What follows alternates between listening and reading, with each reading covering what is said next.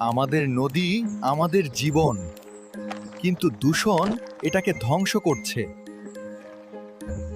আলী, দেখো কিভাবে প্লাস্টিক নদীকে নোংরা করছে। আমরা এটা বন্ধ করতে পারি। দূষণ থেকে মাছ মরে যায়, জল অস্বাস্থ্যকর হয়। সচেতন হন, পরিষ্কার রাখুন। একসাথে কাজ করলে আমরা পরিবেশ রক্ষা করতে পারি।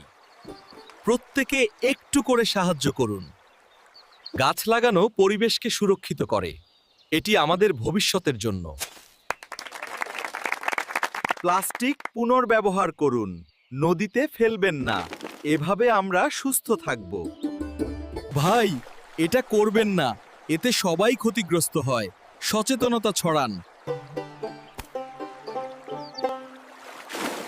আমাদের প্রচেষ্টায় পরিবেশ সুন্দর হয়েছে। চালিয়ে যান এই কাজ। প্রত্যেক গ্রামে এমন সচেতনতা দরকার।